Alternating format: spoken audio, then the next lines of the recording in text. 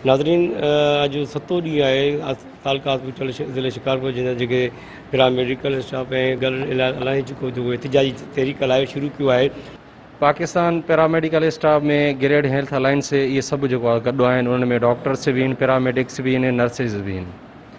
कोविड-19 जी emergency duty में ये हिन वक्त फ्रंट लाइन ते मौजूद आहिनि। शिकारपुर में असांजा काफ़ी दोस्त जेको आहे हिन वक़्तु असांजे तालके गड़िया सिंध जा जेको आहे 5-6 वैक्सीनेटर जेको आहे नमूज़ी मर्द में वठिजी विया आहिनि ऐं डिस्ट्रिक्ट ते जेको आहे 8 खां 10 माण्हू असांजा जेको आहे नमूज़ी मर्द में वठिजी विया आहिनि।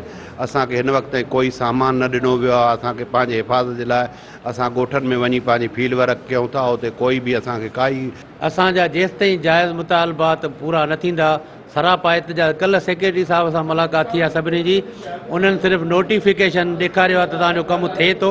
ॿिनि सूबनि जी आहिनि सिंध जे पैरामेडिकल स्टाफ खे पंहिंजा मुतालबा पूरा कनि, जीअं इस्पतालनि जा जेके तबाह थियल सूरत हाल खे कंट्रोल आणे सघिजे। कैमरामैन आकिम फिरोज़ सां गॾु अयूब फिरोज़, सिंध टीवी न्यूज़ मधे।